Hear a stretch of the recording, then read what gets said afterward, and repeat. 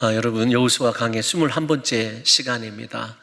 오늘 18장을 읽어보시면 커다란 두 개의 변화, 지금까지 13장에서부터 진행되어 온 정복 전쟁의 상황이 두 가지로 바뀌어 있음을 보게 됩니다. 하나는 이스라엘의 공동체의 모임이 길갈에서 실로로 그렇게 바뀌어 있음을 보게 되죠. 길갈이 어떤 곳이었습니까?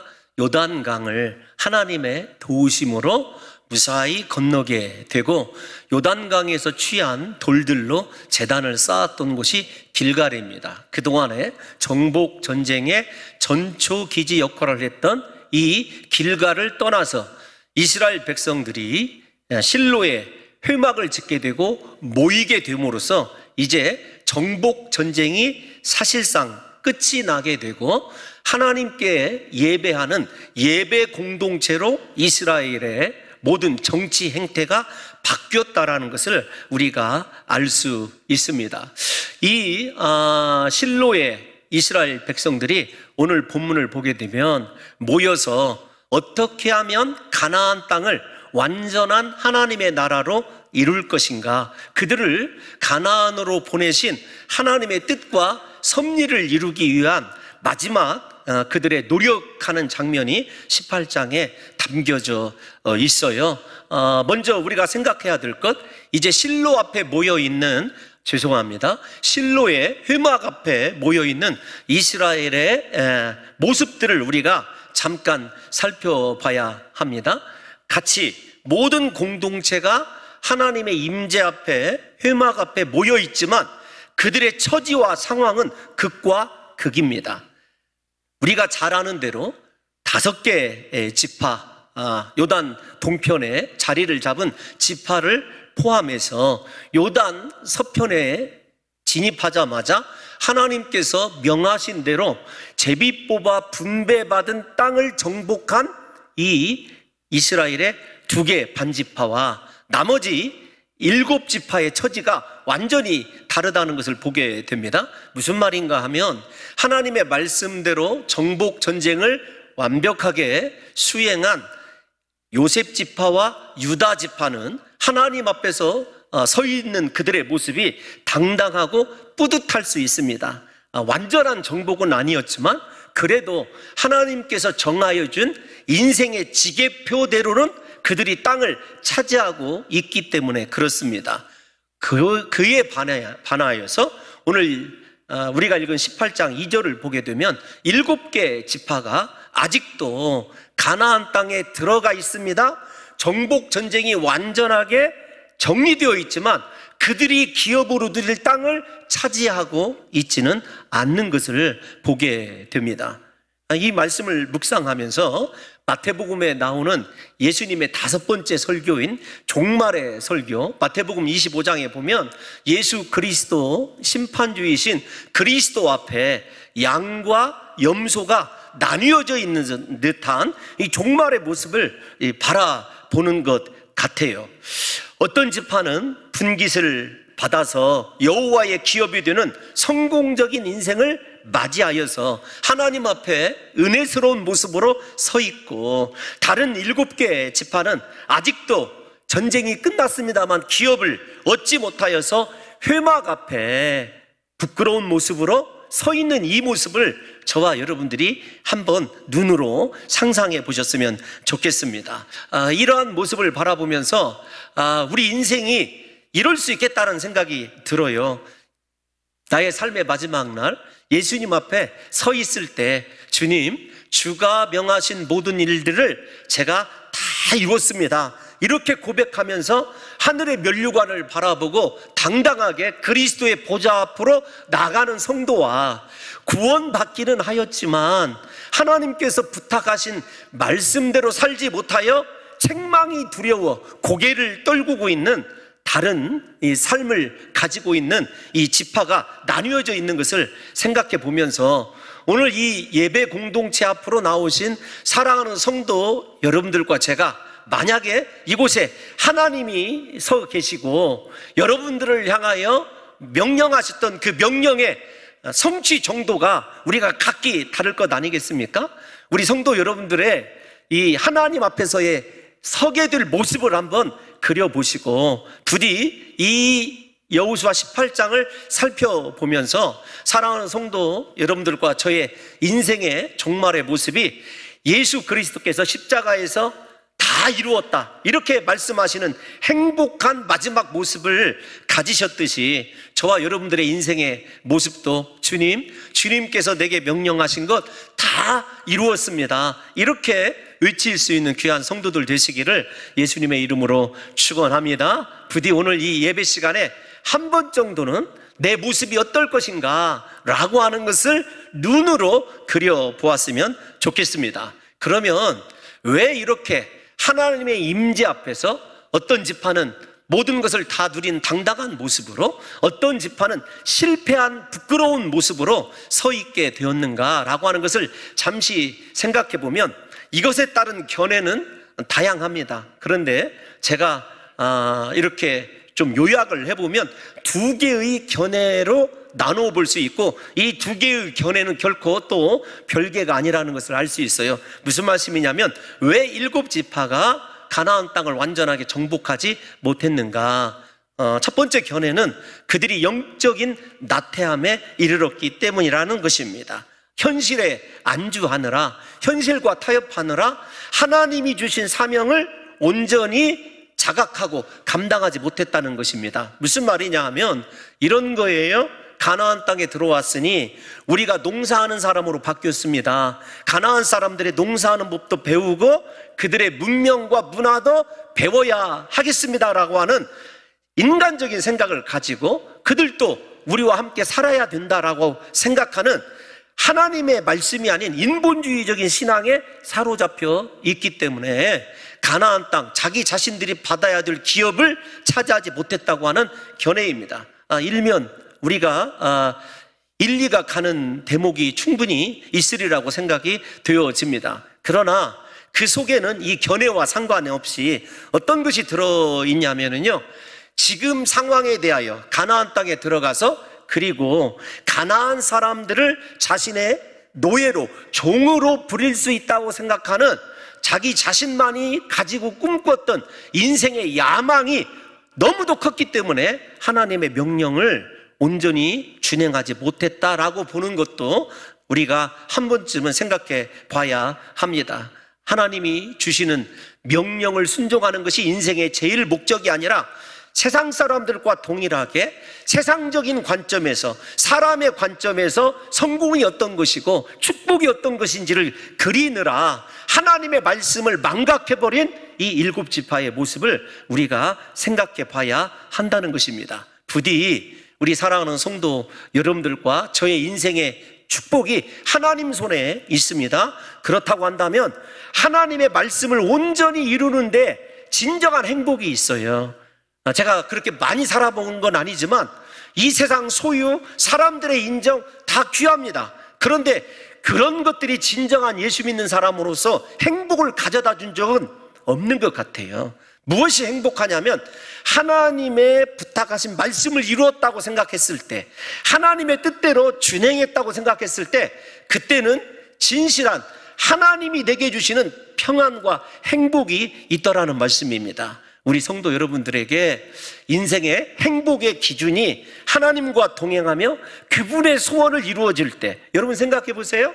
세상에 수많은 사람들이 있지만 하나님이 나에게 찾아오셔서 그분의 뜻 이루어지기를 명령하시는 그 사람으로 우리가 택함 받았다고 하는 것만으로도 우리가 충분히 보람되고 행복한 인생이 아니겠습니까? 그런데 그 뜻을 다 이루어드렸다, 그것만큼 가슴 벅찬 일은 없을 것 같아요. 두 번째, 왜 7지파가 가나안 땅에서 기업을 얻는데 실패했는가라고 한다면 공통점이 있습니다.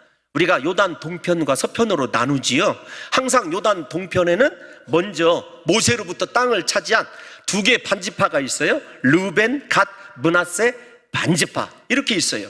그들을 빼고 2개 반지파를 빼고 요단 서편 하면 정복 전쟁을 치루어서 땅을 차지해야 될 지파, 이렇게 여러분들과 제가 이해를 하셔야 됩니다. 9개 반지파죠. 그런데 그 9개 반지파 가운데 유의하게 유다 지파와 에브라임 지파가, 그리고 므낫세 반지파는 나뉘어져 있으니까 일단 좀 빼볼게요. 요셉 지파라고 뭉뚱그려 성경에서 이야기하고 있으니까 저도 성경으로 말씀을 드리면, 요셉 지파와 유다 지파는 땅을 차지했어요. 앞에서 말씀드린 대로 불완전한 땅의 정복이었지만 하나님께서 정하여 준 인생의 지계표대로는 가나안 땅을 차지했습니다. 불완전하다고 할 수 있지만 경계는 완전히 확실하게 구분을 지어놓은 지파들이에요. 그들의 수고를 우리가 폄하해서는 안 되는 것입니다. 그러함에도 불구하고 그들이 성공할 수 있었던 이유가 무엇 때문에 그러냐? 한 사람 때문에 그래요. 유다 지파는 갈렙이라고 하는 믿음의 사람이 있었고, 에브라임 지파, 요셉 지파는 지금 이스라엘 전체를 이끌고 있는 눈의 아들 여호수아가 있었다는 것입니다. 여러분, 우리가 생각할 때 한 사람이 무엇이 중요할까 이렇게 생각할 수도 있을지 모르겠습니다만은 그렇지 않습니다. 오늘날 우리 나라도 그렇고 우리 공동체도 그렇습니다. 믿음의 한 사람이 변함없는 하나님에 대한 확실한 믿음을 보여주었을 때 그의 믿음의 영향력을 하나님이 선하시게 사용한다는 것을 우리가 굉장히 주목을 해봐야 돼요. 좀 억지다 이렇게 생각할지 모르겠지만 7개 지파에는요, 하나님을 향한 온전한 믿음의 사람이 가나안 땅 정복 때부터, 정탐 때부터 없었어요. 우리가 잘 아시다시피 여호수아와 갈렙이, 나이가 여호수아가 90세 정도 되었습니다. 갈렙이 전쟁이 끝나갈 무렵에 나이가 85세라고 자기 입으로 증언을 하고 있어요. 그러니까 무려 정탐 이후에 45년이라는 세월이 지났고, 정복전쟁이 개시된 지 7년의 세월이 지났어도 여호수아와 갈렙은 한결같이 하나님이 주신 사명 그거 하나 붙들고 그들의 인생을 마지막까지 하나님 앞에 다 짜서 헌신하는 것을 우리가 간과해서는 안 됩니다.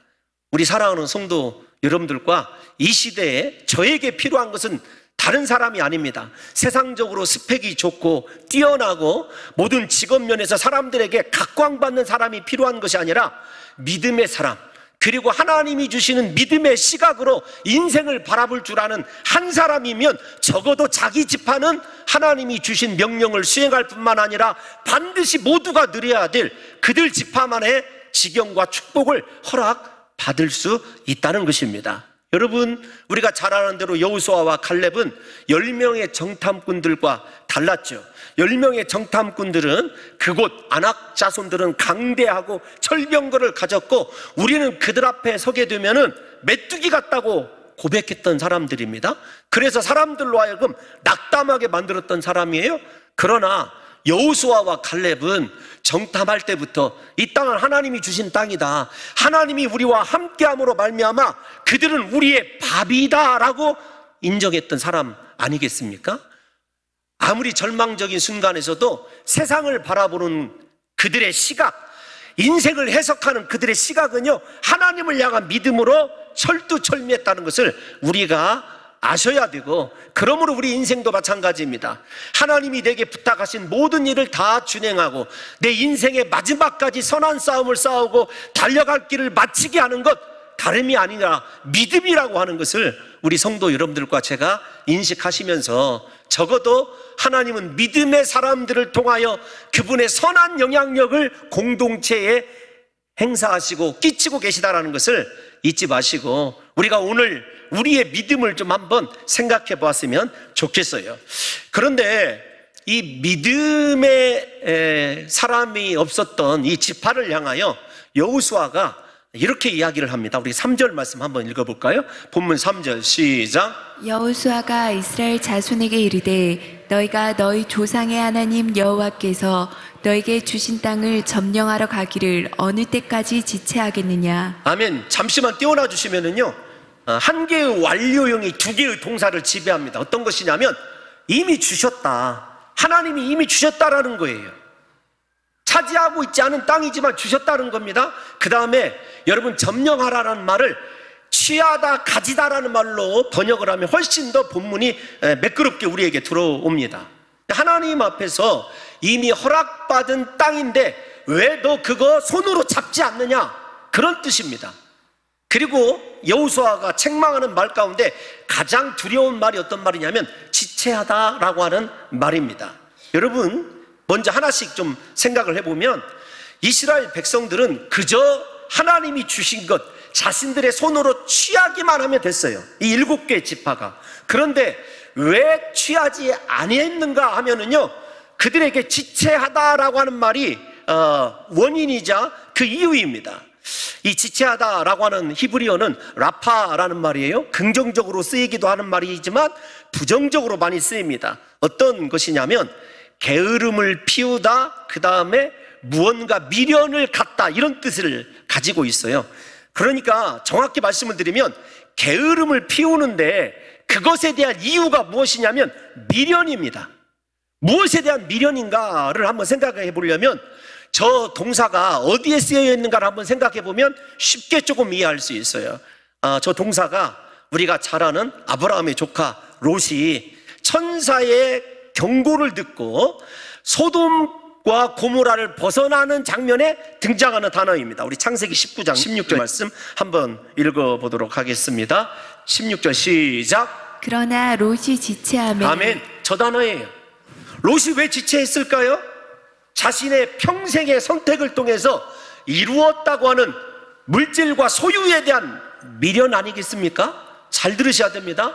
하나님의 명령보다, 말씀보다 내 소유와 내가 가지고 있었던, 내가 누리고 있었던 세상 것에 대한 미련이 작동하게 되었을 때 인생 앞에서 하나님에 대한 반응이 느려지게 되고 지체하게 되고 게을러진다고 하는 것을 저 단어가 곳곳에서 히브리어가 우리에게 보여주고 있다는 것입니다. 그러므로 여러분, 여호수아가 왜 지체하고 있느냐라고 그랬을 때 롯이 지체하다라고 하는 말을 쓰는 것을 보게 되면 절박한 거예요.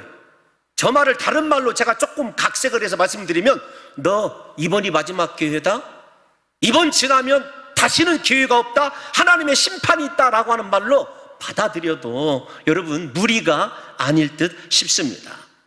왜 그들이 정복 전쟁에 그렇게 실패하게 되었는가라고 하는 것, 세상에 대한 미련이고, 그 미련이 영적인 하나님의 거룩한 말씀을 쥐내가게 하는데 분명히 지체하게 한 원이라고 하는 것을 여호수아가 사용하고 있는 단어를 보면 알 수 있다는 것입니다. 사랑하는 성도 여러분, 사실은 여호수아는요, 이 말씀을 모세가 준 신명기 1장 21절의 말씀을 그대로 재인용하고 있다고 해도 과언이 아닙니다. 우리 한 번만 신명기 1장 21절 읽어보겠습니다. 시작. 너의 하나님 여호와께서 이 땅을 너희 앞에 두셨은즉 너희 조상의 하나님 여호와께서 너희에게 이르신 대로 올라가서 차지하라, 두려워하지 말라, 주저하지 말라 한즉. 아멘. 가장 이 모세가 염려한 것이 어떤 것이냐면 그들의 믿음의 문제예요. 하나는 두려워하지 말라는 것입니다. 두 번째로는 주저하지 말라, 지체하지 말라는 거예요. 어떻게 보면 우리 인생에서 두려움과 그 다음에 영적인 테마는요, 같은 맥락에 속해 있는지 몰라요. 진짜 믿음의 사람은요, 하나님의 말씀에 즉각적으로 반응하게 되어 있습니다. 중요한 것이 있어요. 우리가 이 대목에서 좀 정리를 해야 되는데, 무엇을 정리하고 싶냐면 하나님께서 12지파 모두에게 저렇게 땅을 주셨어요. 하나님께서 5지파에게만 주신 것이 아니라 12지파 모두에게 땅을 이미 분배해 주셨어요, 제비뽑기로. 그런데 그들은 하나님의 약속과 말씀 앞에서도요, 다시 정리를 해드리자면 자기가 이루고 싶은 인간적인 욕심과 세상에 대한 미련 때문에 하나님의 말씀에 순종하기를 주저한 것입니다. 사랑하는 성도 여러분, 제가 언제나 생각하는 것이 있어요. 목회를 하면서 부족하지만 하나님은 공평하시다는 것입니다.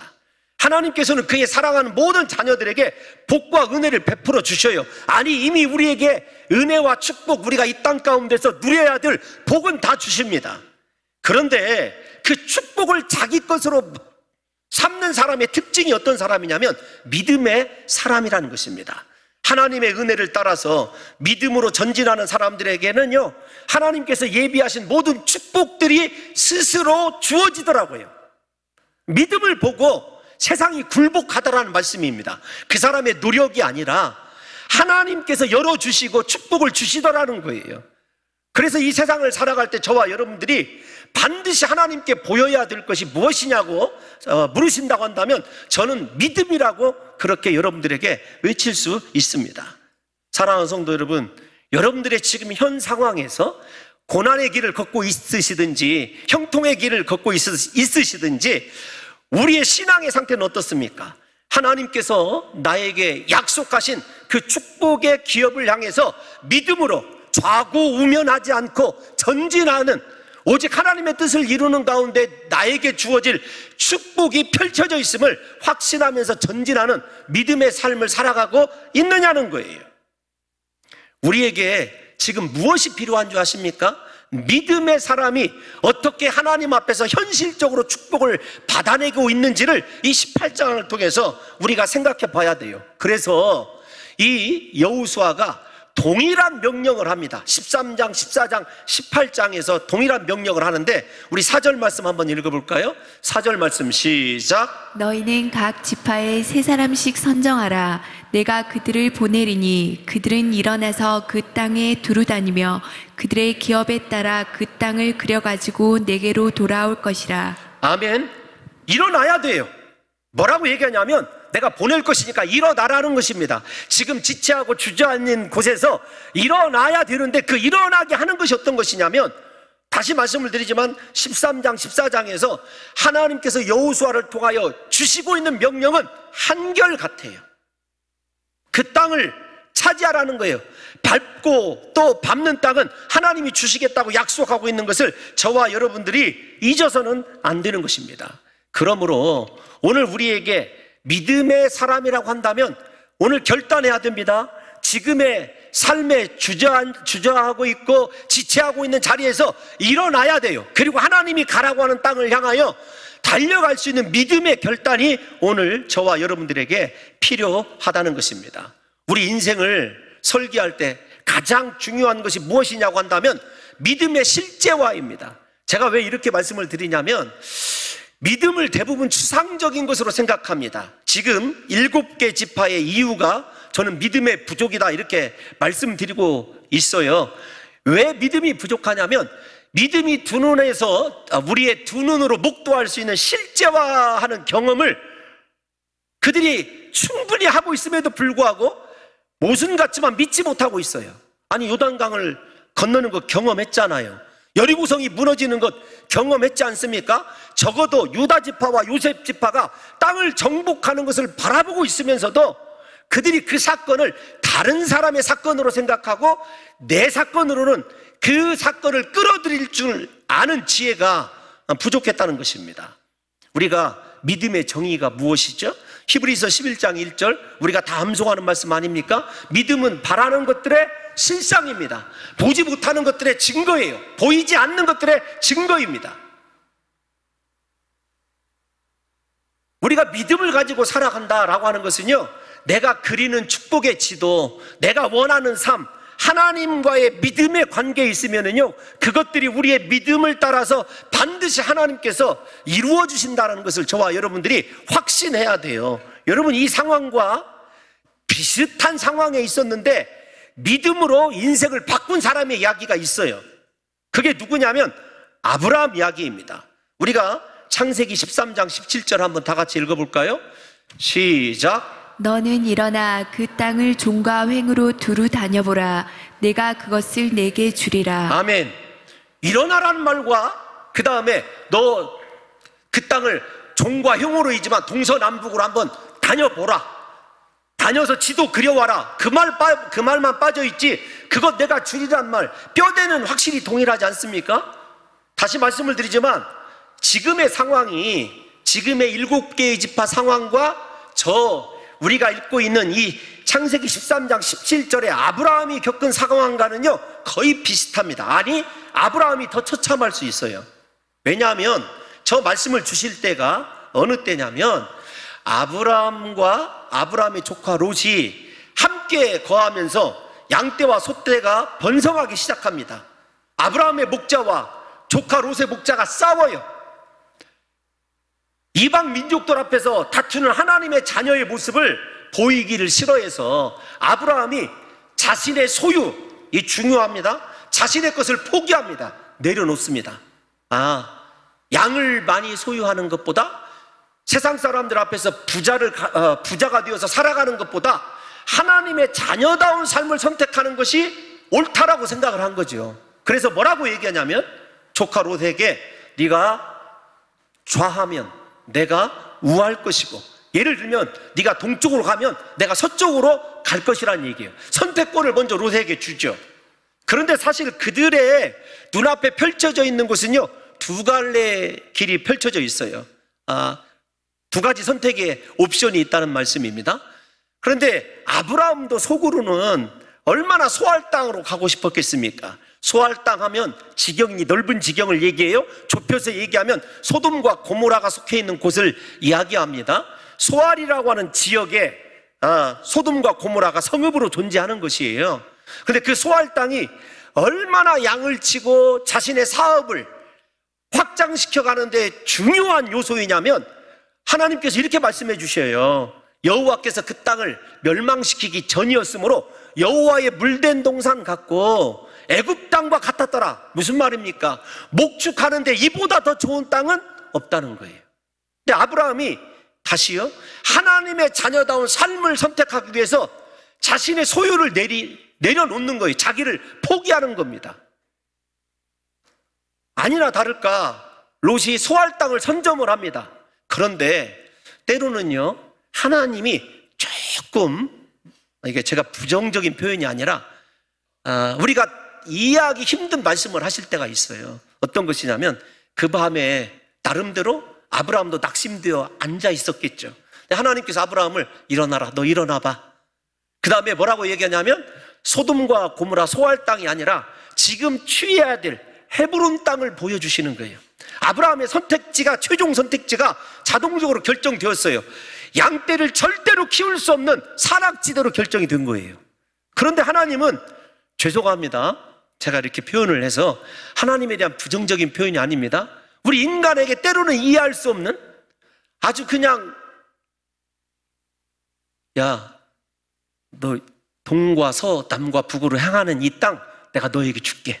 너 이 땅 정말로 괜찮은 땅이다. 가로 열고 닫고. 인간적으로 보면 그 땅에서 성공할래야 성공할 수가 없는 땅이에요. 그런데 하나님이, 죄송한 표현, 뻔뻔하리만큼 야, 이 땅에서 내가 너에게 복을 준다고 약속하시는 거예요. 여러분, 아브라함에게 하나님께서 보시는 견해가 어떤 것이냐면 이런 겁니다. 성경에 나와 있지 않지만, 얘야, 너 참 잘했어. 너 세상 것 내려놓고 하나님의 자녀로 살아가는 믿음의 사람의 신분을 선택한 거 너 너무 잘한 거야. 너 일어나라. 그것 때문에 낙심하지 말아라. 내가 너를 반드시 복주리라. 이게 하나님의 말씀이에요. 여러분들은 어떻게 생각하십니까? 우리는 우리 눈으로 보기에 좋아야 되고 확신이 있어야 인생 성공하고 축복받는다고 그렇게 결론 내리지 않습니까? 그런데 믿음의 사람은 그것이 아니에요. 하나님이 말씀하실 때, 내가 바라볼 때 이곳은 도저히 소망이 없는 곳이고 도저히 내 삶에 꿈을 이룰 수 없는 곳이지만 하나님이 말씀하시니 그 말씀대로 이루어질 줄 믿는 믿음이 누구에게 있었냐면 아브라함에게 있었어요. 사랑하는 성도 여러분, 인생의 아브라함과 롯의 결말을 살펴볼까요? 소알로 들어갔던 조카 롯은 아주 철저하게 멸망합니다. 죄송합니다. 철저하게 망해요. 그런데 그 헤브론 땅에서 인간적으로 볼 때 인간적으로 볼 때 도저히 양을 키울 수 없는 그곳에서 어느새 하나님은 아브라함이 사병을 육성할 정도로, 그래서 조카 롯이 가나안 사람들에게 잡혀갔을 때 구해올 정도로 하나님이 강성하시고 부하게 만드십니다. 그러면 여러분 생각을 해보십시다. 인생의 복이 아브라함에게 있었을까요? 하나님에게 있었을까요? 하나님에게 있죠. 하나님께서 결단을 바라보시고 축복하신 것 다른 것이 아닙니다. 아브라함의 믿음이죠. 저와 여러분들이 믿음의 실제화를 이루어야 돼요. 무슨 말이냐면 사랑하는 성도 여러분, 하나님이 아브라함 때만 살아서 역사하시는 것이 아닙니다. 여호수아 시대만 살아서 역사하시는 것이 아닙니다. 지금 저와 여러분들 눈앞에 펼쳐져 있는 곳이 도저히 내가 바라는 곳이 아니라 할지라도 하나님이 가라고 하는 그곳에서 하나님이 나와 동행하면 그곳이 바로 젖과 꿀이 흐르는 땅이 될 줄로 믿습니다. 이것이 믿음의 실제화예요. 그런데 우리는 내 눈으로 바라볼 때 승산이 있어야 되고 내 눈이 바라보기에 만족이 있는 곳에서만 하나님이 역사할 것 같은 믿음의 실제와는 너무도 거리가 먼 삶을 살아가는 것이 오늘날 우리의 모습이 아닐지 저와 여러분들이 깊이 생각해 보자는 것이지요. 사랑하는 성도 여러분, 지체하지 마셔야 됩니다. 오늘 아브라함과 그 다음에 이 땅을 차지하지 못한 7지파에게 일어나라고 말씀하십니다. 여러분들의 삶이 지금 힘들고 인생의 멍해가 너무 무거워도 괜찮습니다. 하나님을 의지하시고 일어나시기를 바랍니다. 다시 기도의 자리 서시기를 바랍니다. 다시 충성하시고 주님이 말씀하시는 그날까지 하나님의 거룩한 사명을 이루기 위하여 달려가실 수 있는 믿음의 사람들이 되시기를 예수님의 이름으로 축원합니다. 우리 인생을 바꾸는 것 믿음인 줄로 믿습니다. 여러분, 이 말씀을 묵상하면서 하나님은 진짜 신실하시다는 거예요. 말씀에 불순종한 7지파에게도 마지막 기회를 주시잖아요. 어쩌면 내 인생의 마지막 기회 앞에 서 있는 성도들이 있을 수 있습니다. 두려워하지 마십시오. 주저하지 마십시오. 하나님의 손 붙잡으십시오.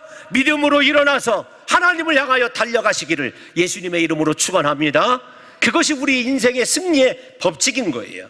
또 하나 마지막으로 좀 중요하게 생각해야 될 것이 있는데, 이 7지파를 향한 여호수아의 명령은 앞에 13장, 14장에서 명령한 것과 반대예요.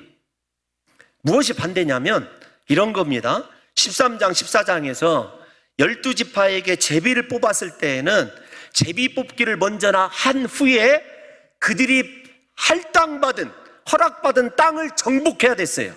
이것이 13장, 14장의 이야기예요. 그런데 지금 18장 이야기는 그것이 아닙니다. 어떤 거냐면 너 그곳을 향하여 두루 행하여 보고 지도를 그리고 가지고 와라. 그러면 여호와의 회막문 앞에서, 하나님 앞에서 내가 제비 뽑아 너에게 주겠다. 무슨 말입니까? 이 7지파가 믿음을 가지고 땅을 두루 다니면서 지도를 그린다 하더라도 그것이 내 땅이 되리라고는 보장이 없어요. 이게 큰 이 7지파를 향한 일종의 하나님의 테스트예요. 저는 이 테스트를 왜 하나님이 주셨을까를 생각을 해보면, 왜 이 순서를 바꿨을까를 생각해보면, 정복전쟁이 끝났음에도 불구하고 이스라엘 공동체가 하나됨을 이루지 못했어요. 온전히 하나된 예배 공동체로 서지 못했습니다. 그 책임을 이 7지파에게 묻는 거예요. 여러분, 이렇게 생각해 보십시다. 내가 차지할 땅, 내가 대대손손 물려줄 땅이라고 한다면 애착을 가지고 세심하게 그리고 그 땅 가지려고 노력할 거예요.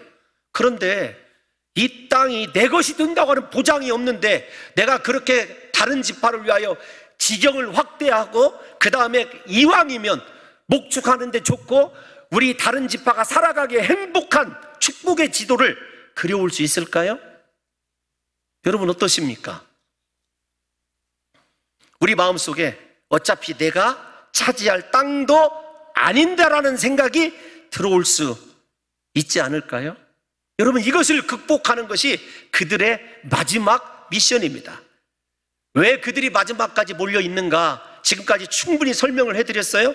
그 마지막을 뒤집어 엎을 수 있는 기회가 무엇이냐면 철저한 자기 희생과 공동체 우선의 생각이에요. 내가 마치 살아가는 집처럼, 내가 살아야 되는 집처럼, 땅처럼 완벽하게 다른 사람을 사랑하고 그를 위하여 나를 희생하지 않으면 절대로 가나안 공동체의 하나됨은 이루어질 수 없다는 것입니다. 전체 이스라엘이라고 하는 공동체를 사랑하고 위하는 마음이 있어야 진정한 땅의 지계표를 그려가지고 올 수 있는 것이죠. 사랑하는 성도 여러분, 예수 그리스도께서 이 말씀을 주셨을 때 저는 이스라엘 12지파가 땅을 차지하는 것보다 중요한 것이 어떤 것이냐면 이스라엘이라고 하는 12지파의 온전한 공동체됨이에요. 그 공동체를 위해서 다시 말씀드리지만 나를 내려놓고 희생하는 마음이 없으면 완벽한 하나님의 공동체의 지계표가, 땅의 이 크기가, 축복의 지경이 결정될 수 없다는 것입니다. 얼마 전에 소천한 유명한 팀 켈러라고 하는 목사님이 계세요. 제가 요즘에 그 교역자들하고 이동할 때마다 계속해서 듣고 있는 팀 켈러의 설교가 있습니다. 근데 그 팀 켈러 목사님의 방탕한 선지자 중에 이런 말이 있어요. 참된 사랑은 어떤 희생을 치르더라도 사랑하는 대상의 필요를 채워주려 한다. 삶을 변화시키는 모든 사랑은 모종의 대속적 희생이다. 대속적 희생만이 진정한 사랑의 입증일 수 있어요. 지금 이 나머지 7개 지파들에게 하나님이 요구하시는 것 대속적 희생입니다. 네가 다른 사람의 축복의 지경을 그려오라는 것이죠. 여러분들과 저에게 이 명령이 주어지면 여러분들과 저는 어떻게 반응할까요? 앞에서 말씀드린 대로 어차피 내가 살 것도 아닌데 라고 하는 마음이 지배적일까요? 우리 공동체, 하나님이 기뻐하시는 공동체를 이루기 위하여 내가 나를 내려놓고 희생하고 다른 사람을 최고로 하나님의 축복을 누리게 하겠다라고 하는 하나님 공동체의 마음을 우리와 여러분들이 가질 수 있겠느냐고요. 사실은 여러분, 이스라엘의 정복 전쟁은요, 2개 반지파의 희생이 전제되어 있는 정복 전쟁이라는 것을 놓쳐서는 안 됩니다.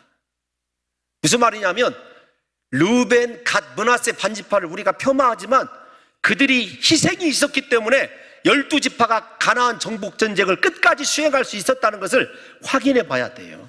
여러분, 우리 민수기로 한번 나가보도록 하겠습니다. 민수기 32장 5절 말씀 한번 읽어볼까요? 32장 5절 시작. 또 이르되 우리가 만일 당신에게 은혜를 입었으면 이 땅을 당신의 종들에게 그들의 소유로 주시고 우리에게 요단의 강을 건너지 않게 하소서. 여러분, 맨 처음에 르벤 지파, 갓 지파, 이 2개 반지파의 속내가 어떤 것인 줄 아십니까?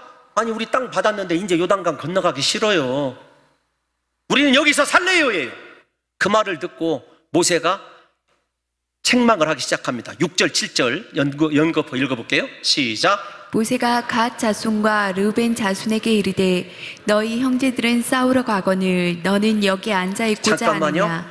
항상 책망하는 단어가 앉아있다라는 단어예요. 일어나라고 하는 단어가 왜 필요한지를 여러분들과 제가 다시 생각해 봐야 됩니다. 너희는 여기 앉아 있고자 하느냐. 7절 시작. 너희가 어찌하여 이스라엘 자손에게 낙심하게 하여서 여호와께서 그들에게 주신 땅으로 건너갈 수 없게 하려 하느냐. 공동체를 낙심케 한 죄 때문에 모세에게 책망을 받는 거예요. 그런데 그들이 마음을 바꿉니다. 어떻게 마음을 바꿨는지 17절 말씀 한번 볼게요. 시작. 이 땅에 원주민이 있으므로 우리 어린 아이들은 그 견고한 성읍에 거주하게 한 후에 우리는 무장하고 이스라엘 자손을 그곳으로 인도하기까지 그들의 앞에서 가고. 아멘. 여러분, 말씀을 형식적으로 어떻게 보면 목사가 설교를 준비하느라고 설교 준비 때문에 읽는데요, 요즘에 저 말씀 한 절이 그렇게 마음이 한 주간 내내 울컥울컥하게 만들어요.